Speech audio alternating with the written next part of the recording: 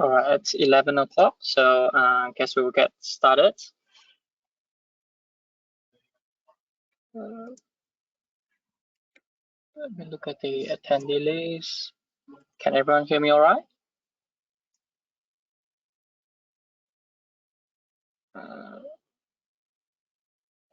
Okay, cool. Kiara, and welcome to this morning webinar, Spatial Analysis and Beyond. So this webinar, it's part of the free series hosted by Eager Technology, the official S3 distributors for New Zealand and the South Pacific.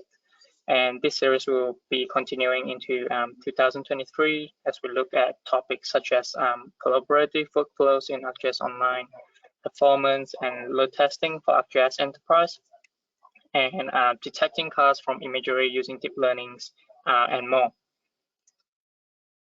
So I'm Edwards. I'm a GIS developer here at Eager Technologies. As we also have Zoko with us today. Zoko, do you want to give us a bit information about yourself? Sure. Thank you, Edward. I'm Zorko Sostic. I'm part of support team working on support issues, but also training and the webinars like this one. So with it, go back to you, Edward. Cool. Thanks.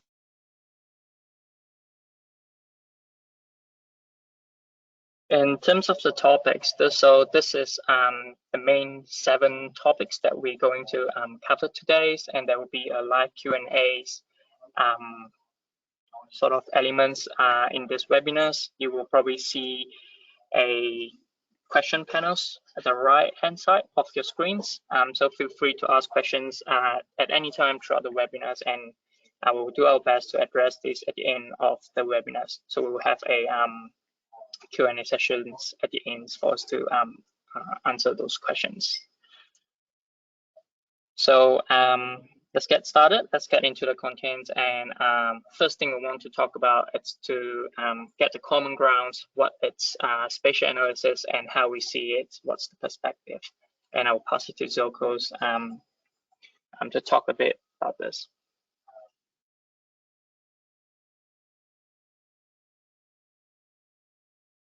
Thank you, Edward. So when we talk about spatial analysis, one of the questions is how would we define a spatial analysis? There are many definitions of spatial analysis, but I guess the easiest thing is to start with a practical definition that's easy to understand. And with Ezri's definition, that is a mapping where things are, how they relate, what it all means, and also what actions we want to take. Spatial analysis includes 6 high-level categories that classify and group these related analytical questions. Obviously, there are a lot more, but broadly speaking, we are talking about understanding where things are, how do we measure size, shape, and distribution of geographical features, also determining relationship of these places. We also look at defining best location and paths for these features and detecting and quantifying patterns between these geographical features. Quite often, we are also looking at making predictions between these features, and each of these categories reflects a set of questions and types, but there is way too many if we would go into broader details. Combining this question takes us from learning of the language of spatial analysis to understanding the process of spatial analysis. Successful spatial analysis requires a 7-step approach that begins with asking the questions and ends up making a decision. It's not that we just want to ask the questions, but we actually want to make a decision as a result of our analysis. It's important to emphasize that spatial analysis is not just a running of a tool or a model, but rather a workflow and approach to problem solving. Analysis is an iterative process, and duration of analysis will depend on a number of factors, from starting a question, data, tools, and end results. Quite often, it's a process that may take several iterations to get required result.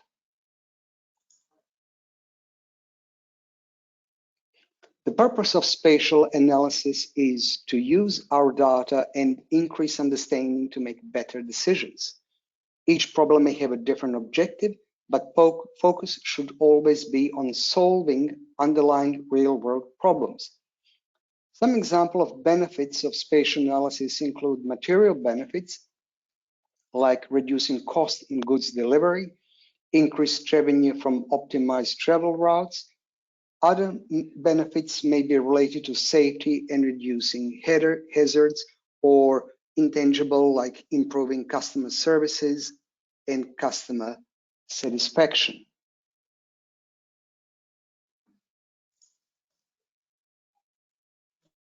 Now I'd like to switch gear a little bit and mention briefly raster analysis. Raster analysis plays a big role for a lot of organizations.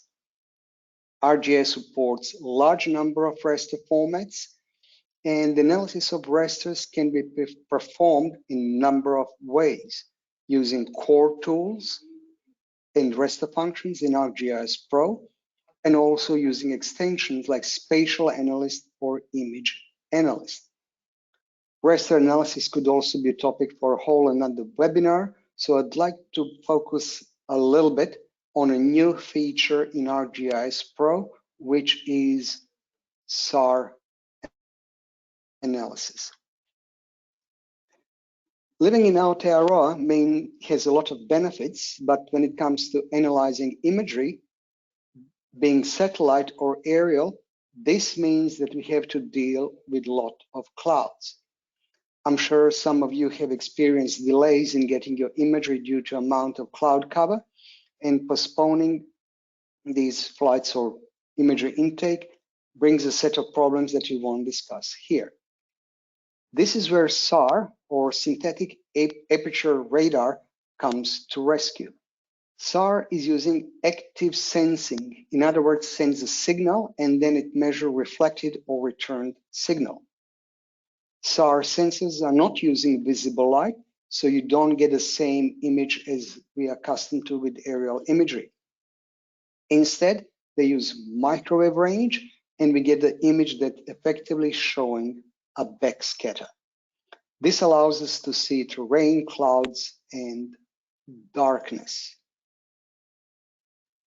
So that's the advantage of SAR, that clouds, rain, or darkness is not an issue, and we can capture data at any conditions. Collected data doesn't have the resolution you might expect from satellite or aerial imagery, and essentially it depends on the size of antenna. We can use some methodologies to increase resolution, and that's where that synthetic component comes in place. Imagery from SAR sensors can be used for analyzing flooding, ship detection, deforestation, oil spills. So I'm sure, considering these events in the last 4 weeks, we'll have increased use of the imagery that we can get from satellites like Sentinel-1.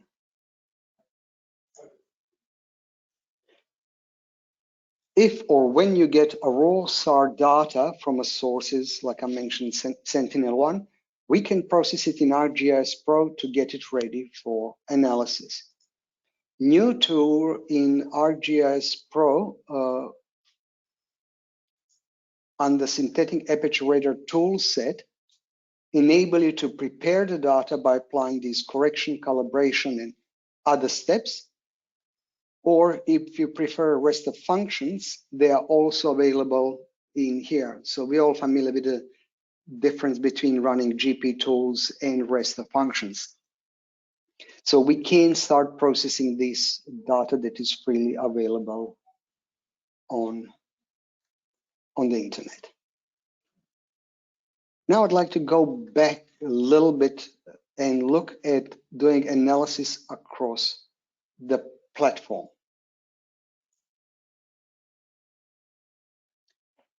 ArcGIS is a large, complex system that allows us to work with spatial data in a number of ways, being simply in office or home using ArcPro, or simplify using the browser. Each of these elements has its own benefits and provides some unique capabilities. ArcGIS Pro is a premier application for all GIS needs, including the analysis.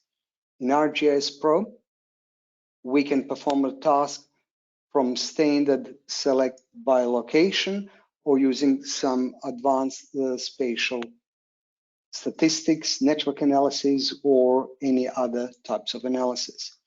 We can also run these krigings and other highly specialized options. Even if you don't have access to desktop like Pro, we can still use power of WebGIS by using ArcGIS Online or ArcGIS Enterprise. We can simply use the browser and access data, maps, and apps, and we can use it for both feature and raster analysis. Looking a little bit at ArcGIS Pro, this is where we spend most of our time and most of our GIS work gets done. It's a powerful desktop application that enables access and use of a number of different formats. These data formats can be file or file-based data, rasters, tabular data, but it's not limited to the file sources. WebGIS is the main component of ArcGIS, and the web services we can access from ArcGIS Pro, as well as publish data that we currently work with as a different type of web services. Existing corporate databases and big data sources are also supported and allowing us to process data in a cloud in the most efficient way.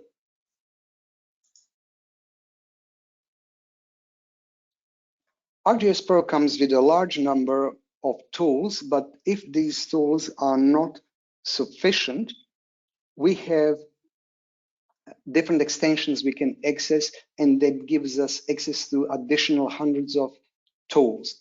These extensions like 3D Analyst, Network Analyst, or Spatial Analyst are well known to most of you, but there are also other specialized extensions like Geostatistical, Image Analyst, and it comes to about 23 different extensions at ArcGIS Pro 3.0.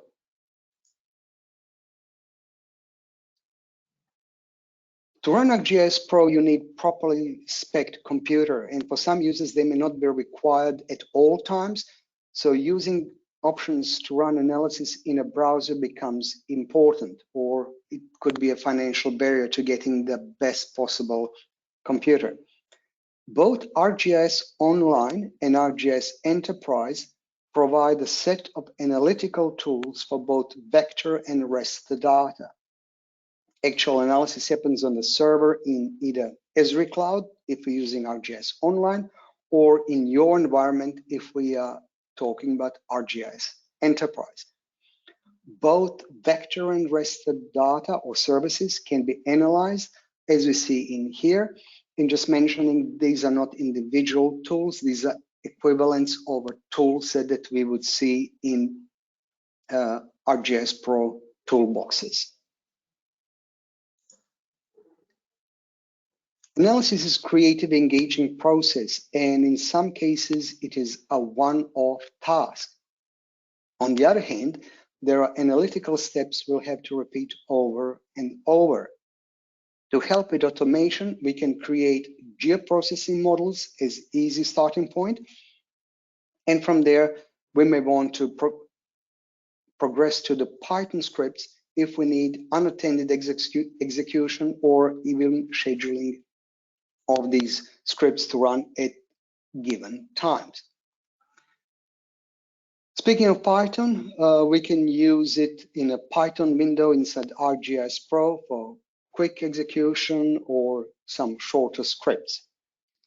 We can also create Jupyter notebooks if you don't like monolithic scripts and you want to do piecewise chunks of the Python scripts.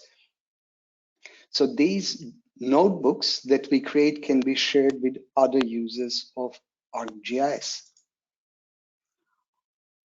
For large organizations or organizations with emphasis of analysis and providing service to these other organizations, Jupyter notebooks are available with ArcGIS Online or ArcGIS Enterprise if you have deployed your ArcGIS Enterprise with Notebook Server.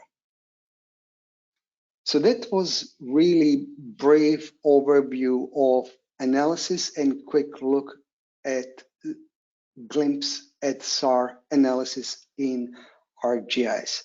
And with this, I'd like to pass it back to Edward.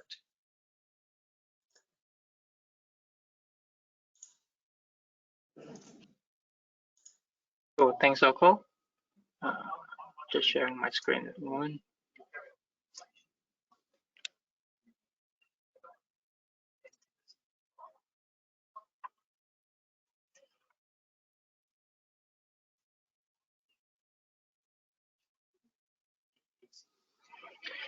Cool. So what we will be looking at, it's the new products that got released in the late Q3 last year. It's geoanalytic engines. So the ideas of this product is it will bring the geoanalytic tools to your big data environments. So in the past, how we do it is in ArcGIS Pro will connect it to your big data environment, to your cloud providers, to fetch the data, and then you will run the tools to process it here. But now you can bring the geoanalytic tools to the Spark environments and run it there. So hopefully that will speed things up, remove the needs of connecting to the cloud providers. So I think it will be easier if we can just look at it in a live demos. So to look at the clusters, how we can set things up, how the notebooks looks like. So let me just switch my screen again.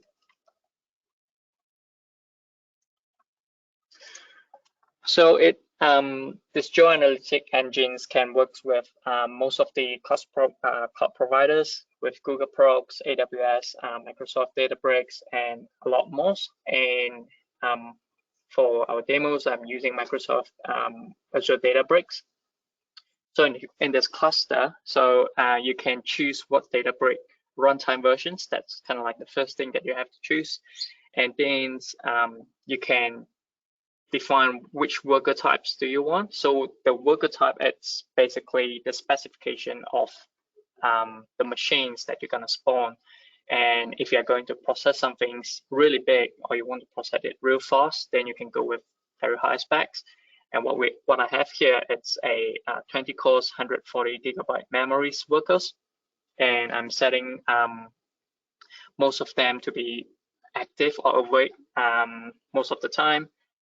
And at the right-hand side of this page, you can see there's a summaries, and it tells you once I start this cluster, it will have around 1 terabyte of memories that's ready. It's actually a lot because it will just spawn a lot of machine to help you process the data and parallels, and which is good because you don't have to do the configuration yourself. You just have to click those buttons and it will just spawn all the workers for you. So if you look at the libraries, all you need to do is just get the geoanalytics jar files to install, which have all the geoanalytic tools, and you can have other Python libraries that you want, pandas, numpys, or any other libraries that's required in your workflows. It will also have the event logs, which you can look at when you start your cluster, when you terminate it, cause all this related to the cost for you to spawn the workers, So you will try, you will want to keep the workers, keep all the machine shutdowns when they are not used. And there's also something you can set here. It will terminate after 120 minutes of inactivities. And now looking at the notebooks, so it's going to be a very similar or identical and experience for you. It's just Jupyter's environments. So you will have some things called Databricks file storage systems, which allows you to upload CSV file if that's the formats that you have, or you can use Python API to read from feature service, or any data frames that you have. So what I have here is I'm showing I got a CSV, I uploaded to the Databricks file storage system, and I'm reading it with the Spark methods. And we are reading 10 millions of data points right now. So it will be a, if you are a data scientist or you are familiar with big data environments, so these things, it's gonna be pretty similar to what you experienced in the past. It would just be loading it as a pandas data frames, and if you want to rename certain columns, you can do that.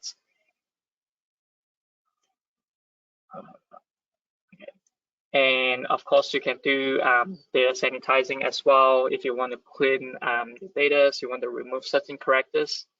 And what I'm showing here is when I download the CSV, the data come with a lot of blank space, and it's causing issue when I try to take it as a number or as a string. I want to pass it as a float. So that's why I have to clean that before I can pass it into a float object. After that, from pandas, if you want to convert it into a PySpark, then you can do that as well, and it's pretty simple. So you just have to go spark.create data frames, and then you can fit in your pandas data frames. So this is the main parts. So all you need to do is just these two lines to import the GeoAnalytics, import the other functions that's provided, and it's usable in this big data environment. And of course, you can go to the tools, and then you can find find hotspots. That's what I'm showing that we can do at here. But there's a lot of documentation to show you what tools you can use. So basically, what we're going to do with the 10 millions of data points, which is the biodiversity information within New Zealand in the last 20 or 25 years, and I want to just do a simple spatial analysis, finding a hotspot within 40 kilometers. So you can set the bin size of your hotspot, you can set the units, is it in miles, is it in kilometers, what's the distance, and just in 3-4 lines, then it will just start finding the hotspot for you. And if you look at the times that it takes, for 10 millions of data, it only takes less than 12 seconds to run it, which is really amazing, because if you are trying to run this on your local machines, there's a lot of setup you need to do, multi-threadings, and it would just take way more time.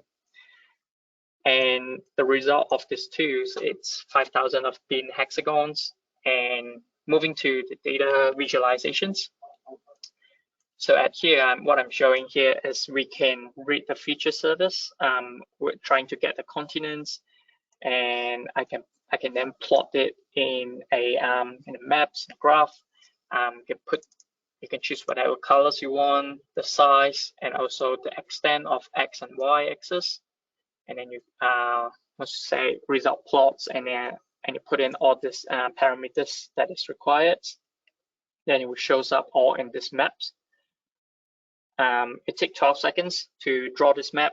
All these 10 million data points convert into 5,000 bin hexagons, and it got draws into one map. And this process, the whole process takes less than 5 minutes, 10 minutes. But if you're trying to run this in a local machine, it would take way more time. So this is just a quick pick on the GeoAnalytic engines, and I hope it gives you a bit of a quick taste of if you want to deal with big data and you don't want to download all your data, so you don't want to deal with the connections, then this is a options for you. So moving to the next slide. Back to our main topic, when we talk about spatial analytics, we are really focusing on the advanced analytics today, and it's in 3 areas. So the first part will be the analysis, which Zoko have covered previously. It's specifically any analytical methods and spatial algorithms that you've been using in your daily works in ArcGIS Pros, and there will be data scientists. And in data science, what we mean is we define as identifying the patterns, the trends in the data in the 2,000 points, 5,000 points. What sort of patterns are we seeing there, and how we can find anomalies in the data. And the last bit, it's quite an important one, which is the artificial intelligence, which includes many aspects of machine learning and deep learning to solve highly complex or computationally intense problems.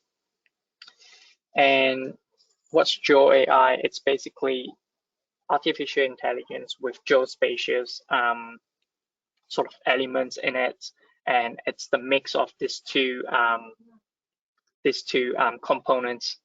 And what I'm going to show next is the toolbox, the workflows that we can use right now, and what's coming in the near futures, maybe in the next 6 months, and what's in the beyonds in the next 1 to 3 years. So we can hopefully it will help you to design your coming solutions, and you can plan on I want to move to the clouds, I want to move to I want to try out these new products, new workflows. This could be a good time to start planning that. So the first thing, if we go back to the first element, the basic, what we can do with the current pre-trained models, you can use it for the common task is object detection, pixel classification, object classifications, tracking, and more. So you can find damage structures, which could be quite useful for now after all the floodings. Insurance company might be having hard times to find out the damaged buildings. Also, you can use it to extract building footprints, land covers, even tracking in FMV as well. And one thing I want to emphasize here, it's the capabilities to extract features from LiDARs, because we have these national elevation data programs, which will constantly get updated, and new LiDAR data coming and be available for us to use. So it will be really cool if we can make use of it, not just to visualize a certain scene or scenarios, certain areas, but we can create 3 objects, extract the power lines, power poles, buildings, roof, all that sort of information. And for the buildings and grounds, it's a toolbox in ArcGIS Pro, but you can also use pre-trained models to reclassify or just classify the point clouds. And now we will look into the deep learnings of it with ArcGIS. How's the experience, what you can do, what sort of workflows you can design for your teams. So the first one that I want to mention, it's a pre-trained models which is trained with the US data. It's a tree detection models. So you just have to fit in aerial imageries that your drones captures, or however you get the aerial imageries. So you run this deep learning models, it will try to find all the canopies that shows in this image. And you can of course search if it is there's overlap ratios more than 20-30%. You want to merge that 2 polygons into ones. You can have that setting as well. It's not perfect, I would say, because there won't be any models that is perfect, but you can always retrain it if you want. But it will be a good starting point for you to look into this workflow. And another thing that it's quite useful, it's finding the vegetation encroachment, because it's one of the biggest problems in the utility space. So I'm working with the content teams to push out the 3D base maps for New Zealand. So we will have the base map of the buildings with the roof, and then for certain areas, say in this case, I'm showing in the Kapiti Coast areas, and you can extract the power pole, the power cables, all this sort of informations. And when you try to blend it with other elements, you can add in the trees, the roof, the buildings, and you just take it a step closer to what we see in real life. So what you can do with this is, instead of just visualizing and say, hey, this looks good, I want to create it, you can do spatial analysis to find the intersections. Is there any vegetation that intersect with the power lines, the cables, or is it getting very close? So you can project it in maybe with these tree species in the next 3 years or 2 years, whatever the time phase, it might become an issue, and you want to remark this area. So this is some things that we can do right now, but it really depends of the point density of your data, because for finding the power cables, it requires a decent point density, and I would say it should be more than 20 to 25 point density in order to get a decent result. And in some areas, it is quite critical, because you can see there's more than 4 or 5 trees that intersect with the same power cables, and you don't really have to send workers or send someone to go there and actually check it. You can just sit in your office and you run this script, run this model builders, and you will be able to find those specific regions that have this issue. And it's just another pictures of the similar areas.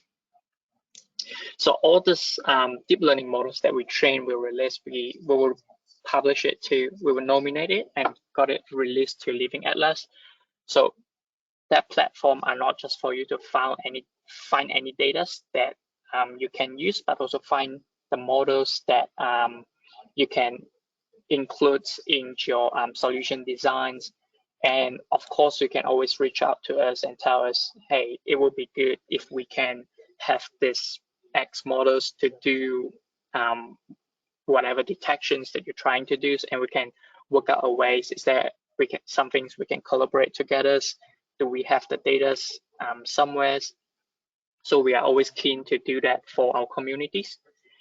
And the first one that I started, it's the 3-point classification, which got published last year, and it's making a bit of difference, improving the workflow for the forestry space.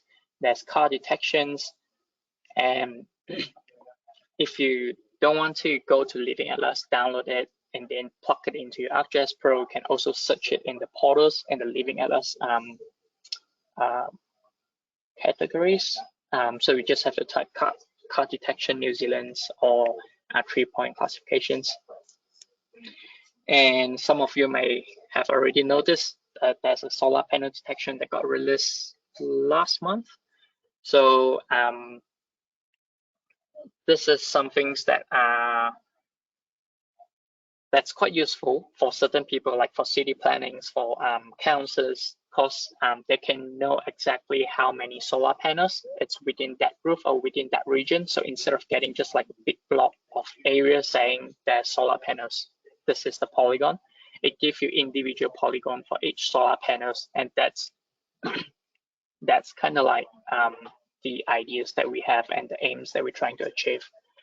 So if any of you have tried out that models, you have some feedbacks, feel free to let us know. And another things that we've been using for the QA process is computer visions. So it will help you using computer vision. It could help you quickly finding the difference between two maps, or it don't even need to be a map. It can be any image. It's just basically comparing those pixels. Of course, you can do feature matchings, other way more advanced algorithms that you want to include, age detections, but this is just showing how you can use computer vision to speed up the QA process instead of spending at 60 minutes looking at 2,000 buildings to find out, is there any new build, is there any polygons, is there any difference between these two maps or image. You can just compare it like this, and in 1 or 2 seconds, the script will just box it out and let you know which areas and how many new buildings we have found.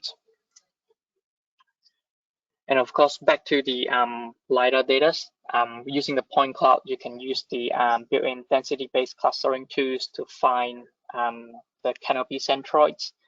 And this is a very useful tool. It's not just for finding tree centroids.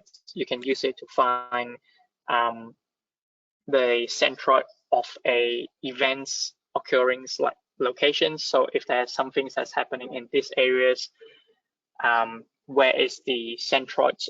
Where's the center of all the events? So you can use this tool to find it. And in the next step, what I recommend or suggest is we should look at the ArcGIS Enterprise for scaling deep learnings if you have enterprise. Because if you're using a local machine to run deep learning tasks, I've heard quite a lot of feedback saying it takes 6 hours, it takes 2 hours, it takes a long time, and that's actually just how it works. It just because it's processing such complicated data, it will just take time, and it's really depending on how good is your graphic cards. So using Enterprise, what you can do is you can leverage your raster analytics server to scale the inferencings, and all the desktop inferencing too are actually accessible through your Enterprise. And for the users or any other team members, they can invoke the distributed inferencing through a map viewers, to a pro, to a notebooks, or through any integrations that you want to. And the main things, the main elements that I found it's super useful, it allows the multi-GPU support. So if you have multiple raster analytics server, then it will allow the parallel processing for all this, to use all the resources that you have instead of just using one server. So if you look at the right-hand side, that's the Microsoft Virtual Desktop. It could be the entry points for anyone that want to try out deep learnings and you don't have any hardware availabilities. So what you can do, you can host a virtual machines, or we can help you to host a virtual machines. So you just have to turn it on when you want to do some deep learning stuff. It will have the GPU capabilities. You run your inferencing, you do your training, you shut it off so you can save some money. And then you can do all your labeling in your local machines. You just have to share it to a shared storage, and so that the VM can access it. So that will be a easiest way to get started with the deep learning workflow if you don't have the hardware to do it in your local machine. But what else we can do is, instead of just using Jupyter notebooks and then use the Python APIs for all this deep learning, that's the way we should go. But there is also another applications that come with enterprise image servers, which is Deep Learning Studios. So Deep Learning Studio, it's a web applications that have the end-to-end deep learning workflow, which allows your organizations or your whole team to work together in the same spot. So you can have multiple projects running at the same time, and you can just click on the specific projects that you want to work on, and you can, of course, control who have access to the Deep Learning Studio, who doesn't. And it has a very clean interface. So once you click in the projects, then you can choose, do you want to prepare the training data, you want to train models, you want to run inference. And this is how the interface looks like. This is all the actions that you can perform. You can collect training samples, you can import it, you can edit, you can reviews, and so on. So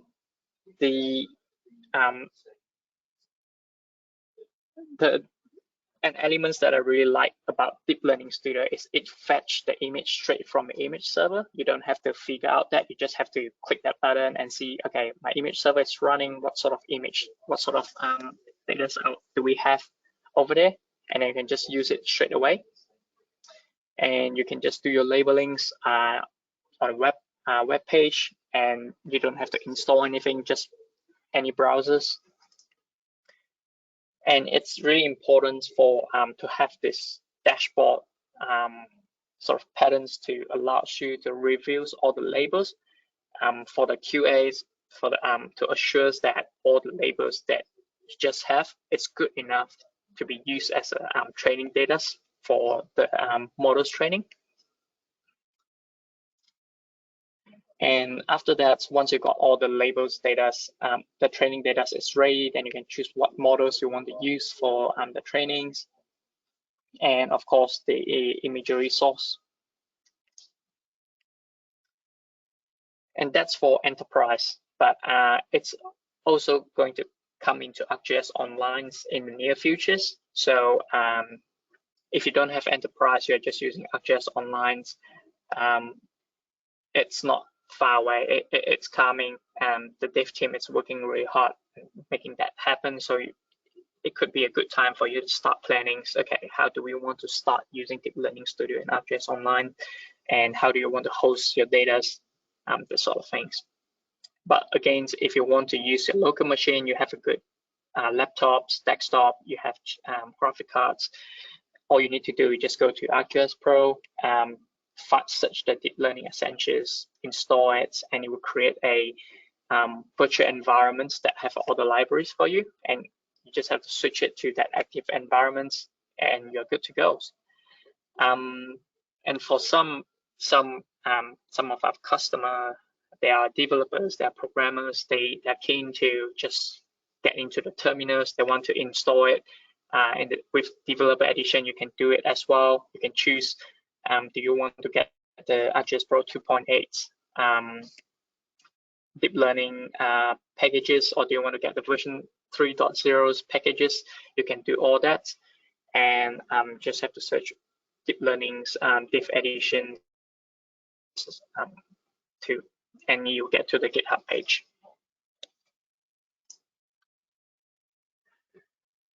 Yeah, and we will also, one thing that I want to emphasize is also the 3D, how we can use 3D to help in spatial analysis. So there's 5 main applications that I wanted to show. So the first one, it's all under the proof of concept. It would be good to hear what you guys, any feedbacks that you guys have, any ideas that you think we can include in this sort of web application before we release it, let other people to test using it. So the first one is mesh modifications. It's when you have a mesh data, you put it in scenes, and then you want to remove selected areas, you want to display certain areas, or you want to replace it, then there's applications for that. There's also, let's just go to live demos, which it's just more fun if we are looking at the application itself.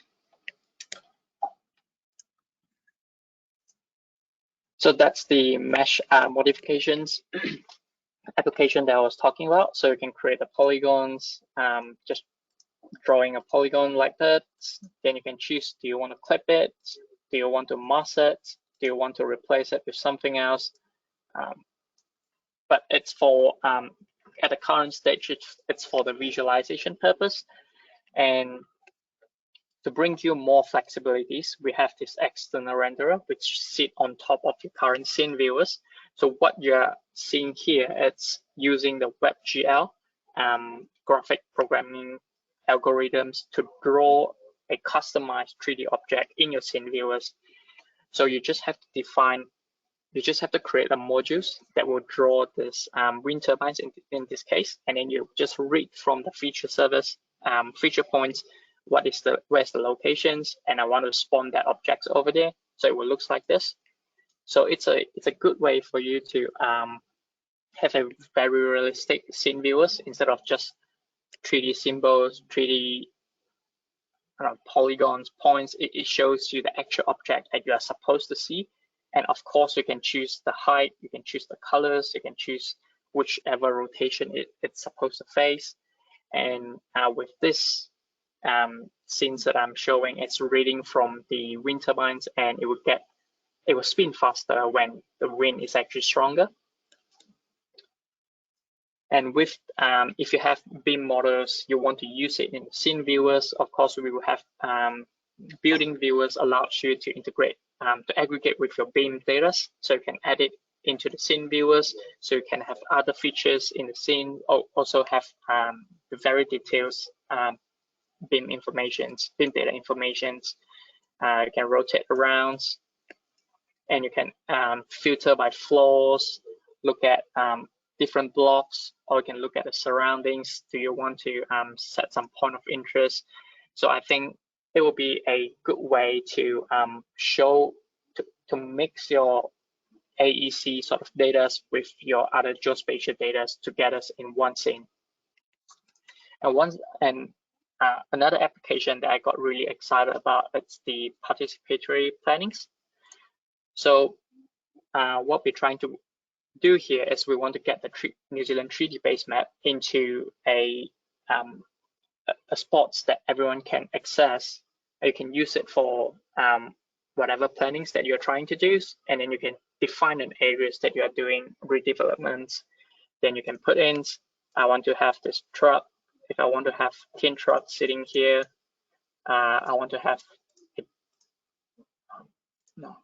I want to find a big tree. This looks quite big. Okay, you want to have some trees sitting over here. You want to create a 3-story buildings. How it's gonna look like, and you want to choose. I'm gonna create a beach outside of my office. Can be like this. So it's really good for you to see how effective your planning will be before you actually do a physical prototype of it. So you can just add all the components in here. And what you can do here is, instead of just all this predefined 3D models, you can go to, sorry, one second, let me log in. And if I search something like cars, you have a specific car models or buildings models that you want, then you can search it here. You can add, you can add this into your scenes, or you can create 3D models that your companies, your organizations have, and you can add it into here for the planning purpose, for visualizing, or for any other ideas that you guys have. But for simulators, I think the scene viewers will be a really good one to simulate water flow, to simulate traffic, to simulate near real-time informations from your sensors if you have. And where I'm going with this is, all this could lead back into the spatial analysis elements, which we can have a BIM models, we can have 3D objects, and we can have plannings. What if I want to have this building sitting right here? My engineers told me, okay, they send me this BIM models. I want to chuck it in here. I want to see, is there any effects, any things that we've got affected at the parts around it, or you want to choose, you want to see, do some line of sight analysis. Is it going to get blocked if I build a new stage over here? Okay, so this is getting blocked by the walls. If I'm standing right here, you want to find how big is the areas, do some basic measurements, do some buffers. There's a lot of 3D analysis capabilities. So this is what I recommend. It could be a good time for you to start thinking how you can get your point cloud imageries ready, and then you can talk to us. We can help you to get those 2D data and generate a 3D object or 3D models and put it into scene viewers. So you can, it's kind of like a key opener doors for you to get into a new path in the 3D spatial analytics sort of space. So get back into the slides. And of course, we will back to the imagery space. If we're doing spatial analysis, you can do pixel classification to find the flood areas, to use Sentinel-2 image to get the water body extractions, to find the land cover, land usage, and 3D roof or buildings modelings.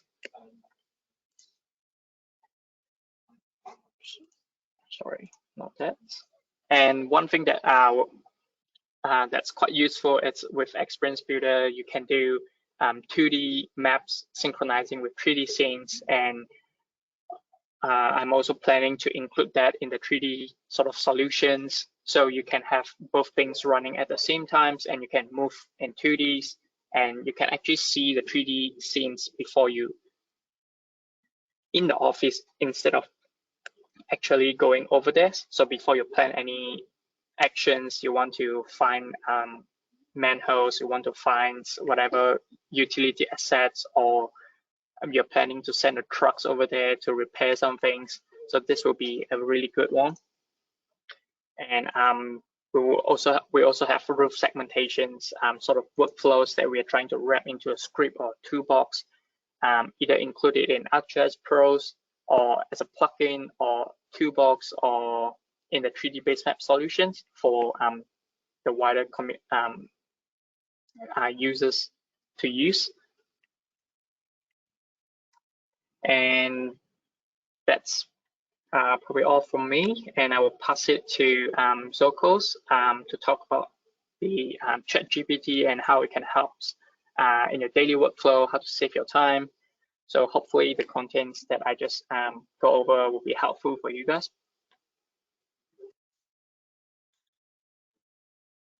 Thank you, Edward. I'm aware of the time, so I'll try to make it really quick. AI and subsystem of AI, like deep learning and machine learning, are already in ArcGIS, and we have seen from Edward's talk. But can AI help us in some other ways? ChatGPT, or Chat Generative Pre-trained Transformer, is making headlines on internet since release in November, and you can ask ChatGPT for almost anything and you get an answer. Result and the quality, that's something that we need to look into. The best thing about ChatGPT, it is free at the moment, which is research phase. All you need to do is create account, start experimenting.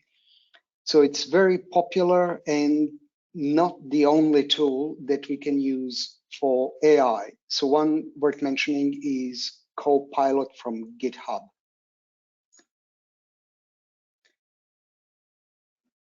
Big feature of ChatGPT is ability to generate code in a number of programming languages. One of the languages is, of course, Python.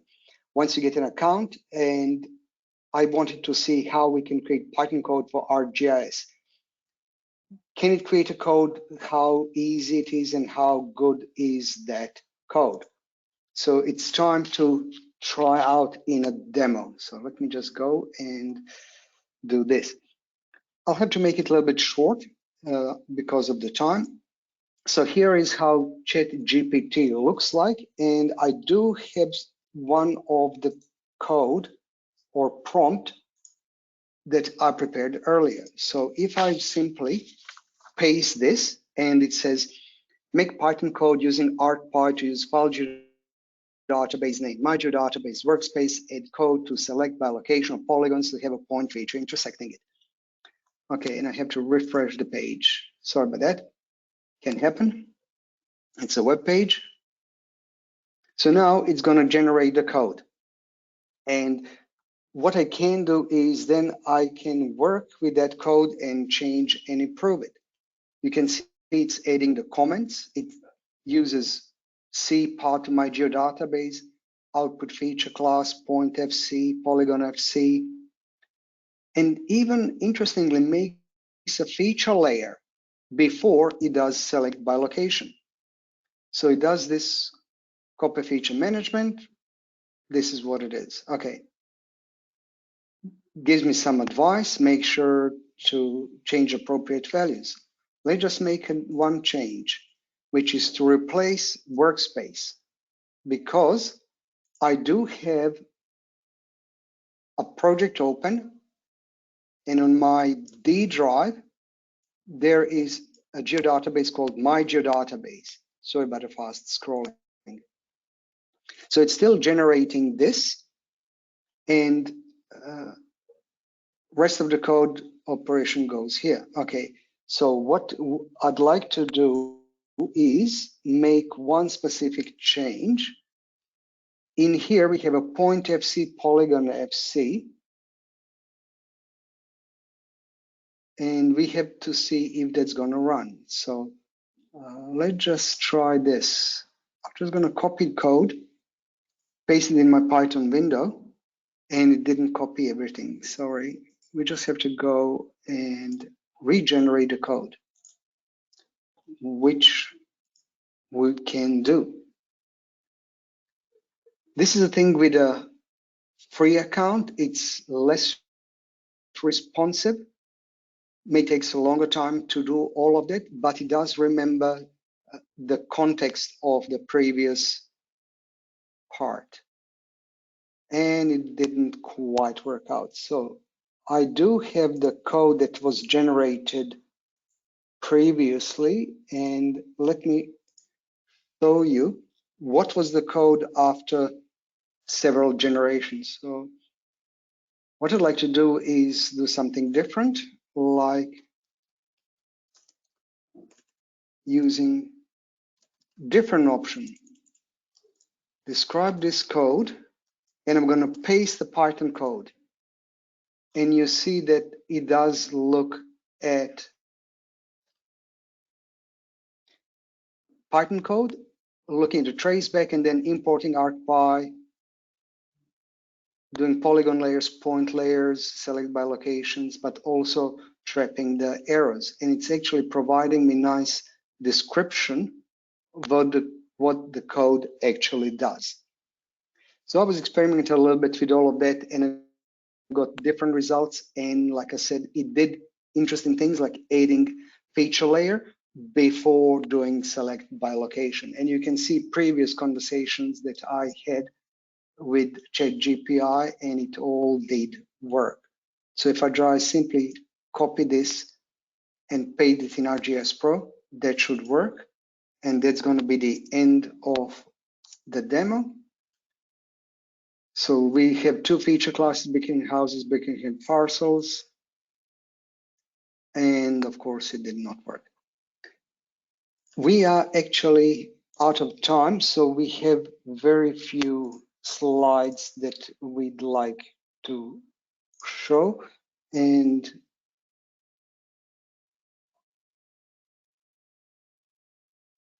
that is a little bit about the future. There is a new version of ChatGPT 4 coming out, which is far more powerful, but there are also some alternatives, like mentioned Copilot, which is specifically targeting writing code, and it's been trained on a code from GitHub, BERT from Google, and many others. Some are free, some are paid. Quick look at the resources for spatial analysis and beyond. So we have ArcGIS blog, which is always coming up with new interesting articles. ArcGIS developers website, new APIs, and all the documentation related to that. Generic documentation site for all the applications from ArcGIS, and Esri Events YouTube channel. So there are a couple of other specific resources that we can look in here. And for the end, I'd like to mention some upcoming webinars that we have. And if you go to this URL, eagle.co.nz/learn, you can find our schedule of planned webinars. And it's question question and answer time. And I just want to see if we have any questions in here. Jess, do we have any questions? No, we currently don't have any questions have come through. Okay, and yes, unfortunately, we are out of time, and I would like to thank you for your time and patience. And if you do come with questions, please feel free to send us these questions. Here are email addresses if you want to email us directly, and we'll be more than happy to answer the questions related to any of the topics that we have covered today. So I'd like to thank you all again. Thank you, Edward. Thank you, Jessica. And we hope to see you on a next webinar. Thank you all and stay safe. And until next time, see you all.